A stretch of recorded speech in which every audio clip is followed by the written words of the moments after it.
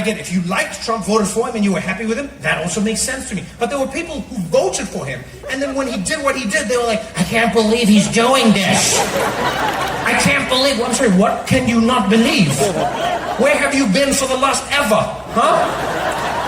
I didn't think that he would, you didn't think he would what? You didn't think he would what? Be him? There's no surprises with Donald Trump. That man didn't change, he didn't evolve, he is who he, what do you mean you're surprised? I just thought he would be a better president. Why? What gave you that inclination? The man is a cartoon villain. He looks like he belongs in an episode of Scooby-Doo. Like, he should be in that lineup. You know when the gang is trying to figure out who it is, and they've got them all lined up, and they're like, who is it, Scoob? Who do you think it is? And there's always like the guys are like, it's not me, I promise you that much. And it's like, I didn't do it, it wasn't me. And he's like, I'm innocent, so innocent. Some say the most innocent person who's ever lived. You'd be like, yo, nothing is that guy. Nothing about him doesn't scream villain. The hair, the face, the way he speaks. How did people vote for him? I don't get it. I really don't. I mean, I do. You know, I don't understand it. Maybe that's it. I don't understand it. Because I do know why people voted for Trump, right? It's the reason Americans vote for any president. You know, I've learned in this country, people love to vote for presidents who have a strange voice.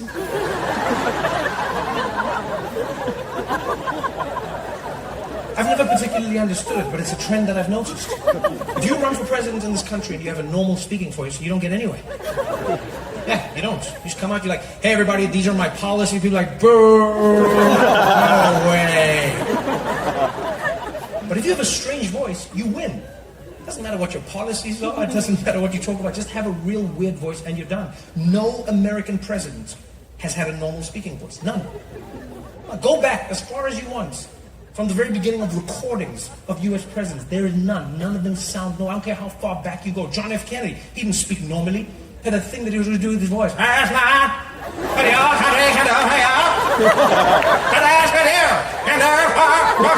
sorry, nobody talks like that. I don't care what you say. Nobody. So you telling me that man was standing in McDonald's like, could I please get a number one with a large fries? And one McFlurry, please. What do you mean the ice cream machine is broken? That's not normal. Nobody speaks like that. No American president spoke normally. None. Bill Clinton, he didn't speak normally. He just did that thing with his voice, like he's trying to seduce people. He's like, oh no, have sexual relations.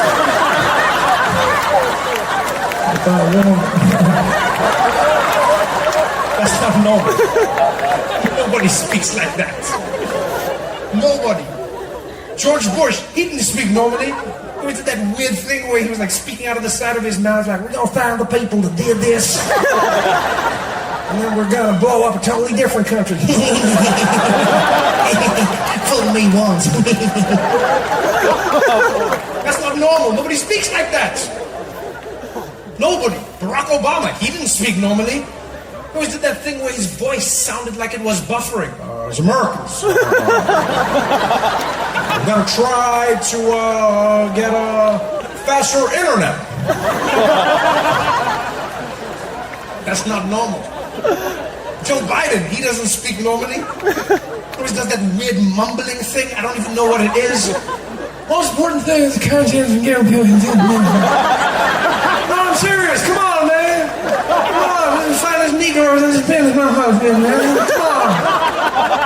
Oh, but I'm serious. Come on, man. What? But Trump was the weirdest voice. His voice had no rhyme or reason. That's what gets me. It's like I never know where it's going to be and why it's going to be there. Like, just even his intonation. Do you know how hard it was to figure out where to put the volume on my TV when he was giving a speech? Because you never knew. It was always high, it was low. You didn't know when it would happen. I would set the volume, put the remote control down. He would speak. And I know in this country, so many of them, there's so many have come. And I asked, why are they celebrating Then that'll be pretty little baby. And it's coming out of the shower and but it will come out of the baby. So then, so strange. Sitting there at home trying to ride the volume like a terrible DJ. It wasn't normal. Sitting there the whole time. I actually like watch the whole with the remote in my hand. Just like, oh, not too loud, not too soft, not too loud, not too soft. It reminded me of when I would be watching porn as a kid.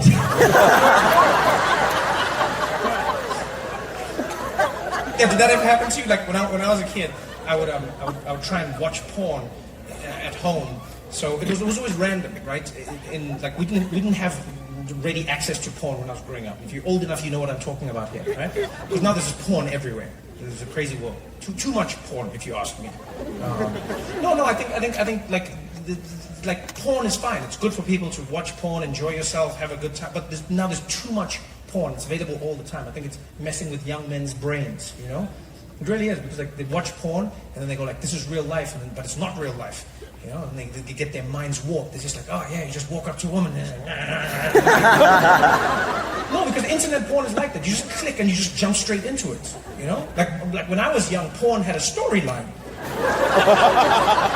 You know, like the person was going to go somewhere for some reason, and they would talk, and then the sex would happen. Do you get what I'm saying? It was really important. It taught me many valuable lessons in life.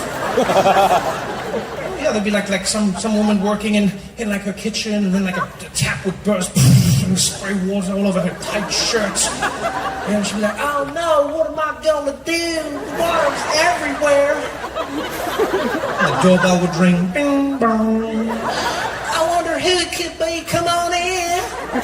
The door would open. There'd be a plumber. "Good afternoon, ma'am. I'm a plumber." I'd be sitting at home like, "Wow, that's great customer service. How did you know?" He would come in and he would fix everything. He'd be like, "We're all done here, ma'am. Is there anything else I can do for you?" She'd be like, "Well, now that you mention it." And then the music would start. And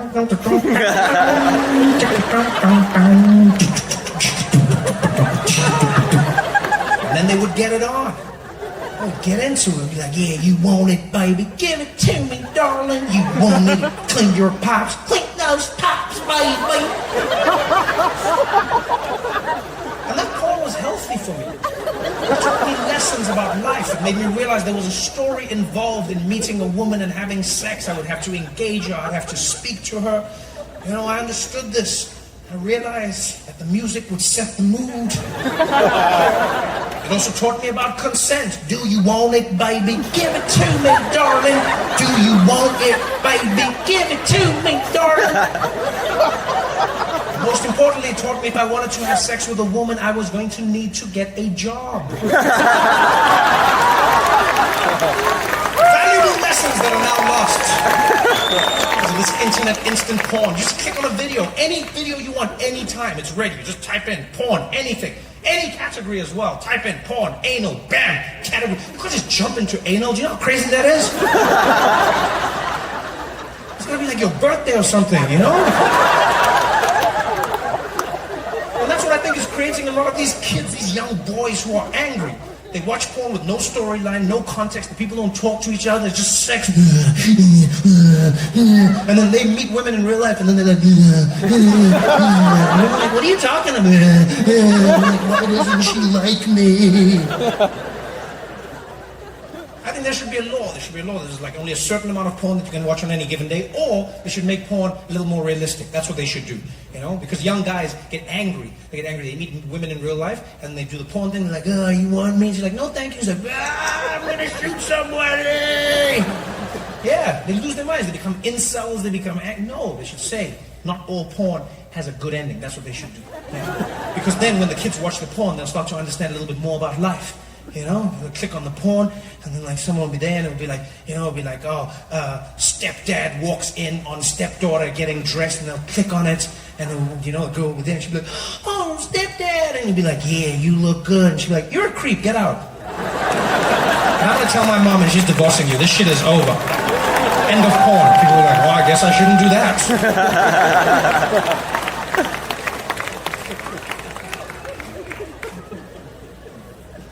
always used to be, I used to love watching porn at home. It was always a treat as well.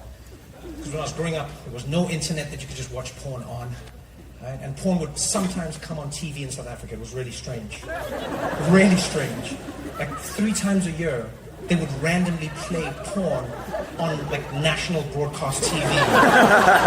But it would be at midnight and they wouldn't advertise it. So in the TV guide, there would be a little book you would get at home that would tell you what was coming. But then it would be like 10 p.m. movie, and then it would be like midnight news, and then right after midnight it would be like to be announced. And to be announced could be anything. Yeah, it could be a replay of sports, it could be an old movie, and it could be porn. And every night, every weekend, I would sit there, little 12-year-old me, and watch a movie with my mom, and then it would be finally done, you know, and she'd fall asleep, and I'd be like, Mom, you gotta go to bed. She'd be like, oh, are we going? I'd be like, no, you go. I'm gonna see if there's another movie. She'd be like, okay, but don't stay up too late. I'd be like, no, unless something gets me up. I won't. Go. She'd go to the bedroom. And the bedroom was right there. We had a tiny house. And then the porn would come on. And those days, I remember it was like hitting the jackpot. So I'd sit there and like, come on. And the sign would flash. And the screen would like, 21. Like, this movie is not suitable for children under the age of 21. All minors must now leave the room. And I'll be like, okay. I'm leaving. Sit there on that couch excited. And for some reason, whoever made the porn back then also designed Donald Trump's voice, because you never knew what the volume was going to be. It would just randomly jump up and down. Like you could never hear the dialogue. The dialogue was always too low. You'd be watching the movie and be like... Keep getting what I want to have volume. I'll be like, what? I can't hear what they're saying. I need to know what's happening. The plot is the most important part. No, what are they saying? More volume. Then I'll max out the volume. Max volume.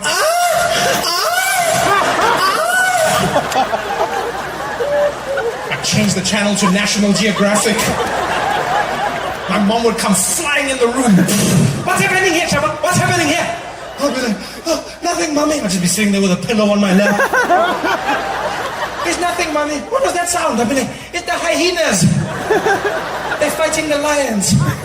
She'll be like, oh, okay. Oh, I thought it was something else. Okay. Don't stay up too late. I'll be like, no. Okay, good night, Mommy. Good night. And she'd leave. I'd be there, my heart pounding. It would just be me and Richard Attenborough. Just sitting in the room, that voice. The young boy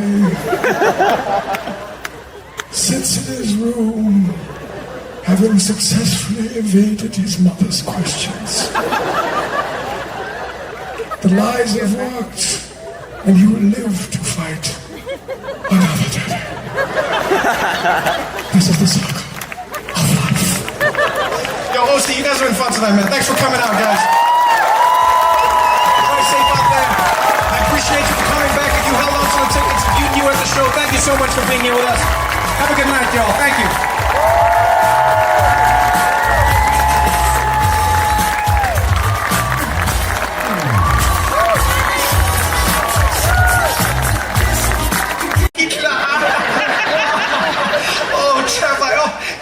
Imagine if Hitler was black.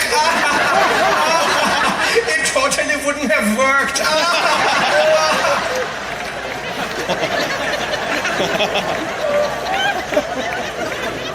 Ralph, it's not that funny. But it totally is, yeah? You should have seen yourself. It looked like you were about to invade the ham section. Oh my God, the Schwarzer Hitler. I was like, yo, it's not that funny, Ralph. I tried to learn a language to connect with my father. Now I sound like one of the worst people in history. He's like, yeah, calm down, okay, calm down.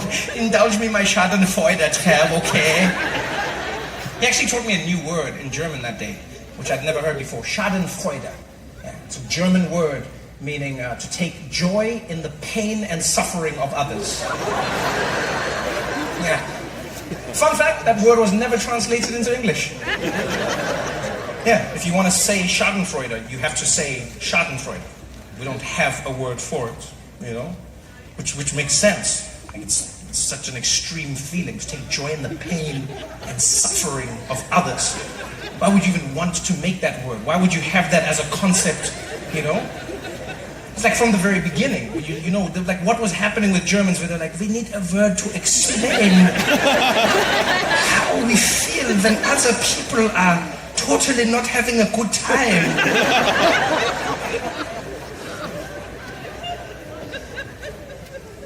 It's not as bad as it sounds. I mean, we all experience Schadenfreude. Every single one of us here. Yeah. It's random moments in life. Like, you know when you experience Schadenfreude is when you're driving on the highway and you're cruising along and then you look at the traffic going the other way. It's jam-packed. And you're just like, I made the right choices in life. Thank you, Waze.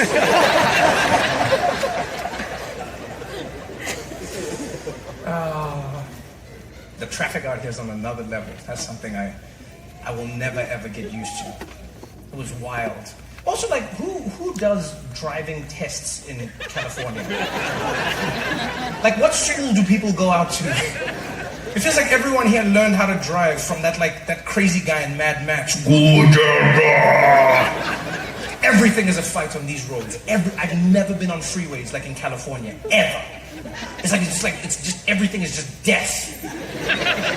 First of all, who designed the freeways here? Who decided that a freeway shouldn't have a moment to allow you to merge? No. No, you're in immediately. 1 minute you're on a side street and then you're like, oh, freeway this way, and you turn, it's like, who decided this? Who decided this was safe? Who was like, yeah, so these cars are going to be going like 100 miles an hour, and then what we should do is let these cars come in immediately. No one lets you in, no one communicates on these roads, it's ridiculous. You just drive, you just fight. Like, I've had to learn a few things driving in California, right? Number one, you use your cars in different ways. And I get it. Look, I'm from Africa. Like, we only got cars maybe 3 decades ago. I get it. So I'm a little backward on this. But I've realized here in California, you guys are so advanced that you just drive differently. You know, your cars are different. For instance, on our cars in South Africa, what we had on the side of the car, we had these lights that would flash whenever we intend to go in a direction. And we call those lights, we call them indicators, right?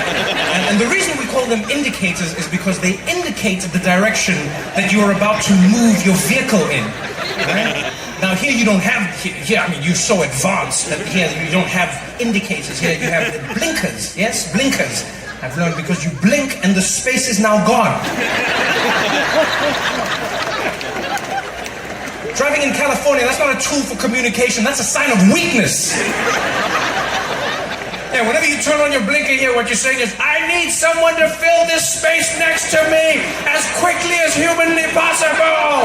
3, 2, 1, whoa! We almost died there, good job, buddy. Everything, the phones are making us stupid.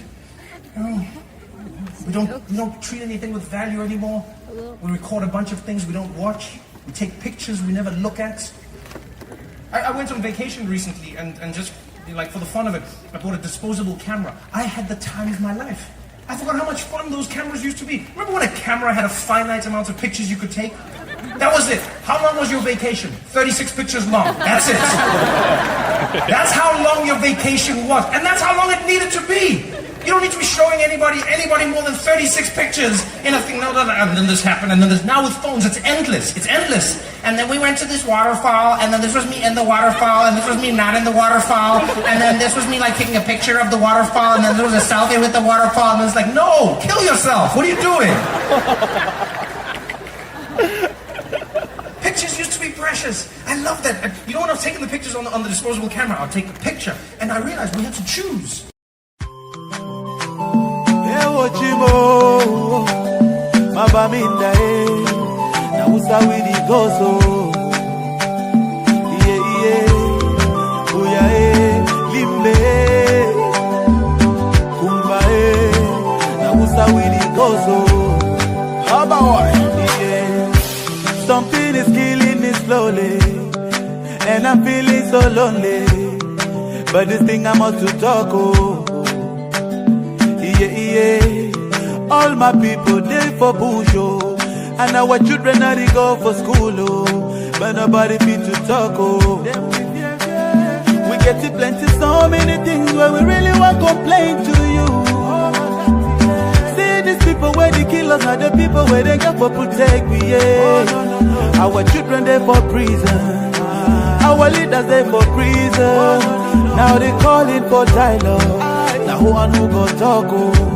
That's why we pray to God. Heal our land, heal our land, heal our land. Cause all our people are dying, and our mothers are crying. Heal our land, heal our land, heal our land. Cause all our children are dying, and our mothers are crying. Yeah. But I don't know what's up oh, at all oh. This war is bigger, and one man of it put a stop oh. So make we put them all together oh. I see plenty people don't die, and the house they went up and I saw the people they need so far. Everybody running helter skelter, the children they need suffer, there is no food and shelter. Our children down the suffer, while the leaders living la vida loca. Yeah. So now we start with the go so Cameroon do. We get to plenty so many things where we really want to complain to you. That yeah. See these people where they kill us, not the people where they get for protect we yeah. Oh, no. Our children they for prison, our leaders they for prison. Hey. But they be calling for dialogue. Now who and who go talk oh. That's why we pray to God. Heal our land, heal our land, heal our land. Cause all our people are dying, and our mothers are crying. Heal our land, heal our land, heal our land. Cause all our children are dying, and our mothers are crying. Okay, let's take a minute of silence for our brothers and sisters who have lost their life in the struggle, and our mothers who are living in the bushes, our children suffering in the bushes with no food and no shelter. We pray that the peace return in our land so that we can live in peace, peace forever. That's what we cry for. We get to plenty so many things where we really want to complain to you. See these people where they kill us, not the people where they get for protect we yeah. Our children they for prison, our leaders they for prison. But they've been calling for dialogue. Now who and who go talk oh. That's why we pray to God. Heal our land, heal our land, heal our land. Cause all our people are dying, and our mothers are crying. Heal our land, heal our land, heal our land. Cause all our children are dying, and our mothers are crying. Say we get to plenty so many things that we really won't complain.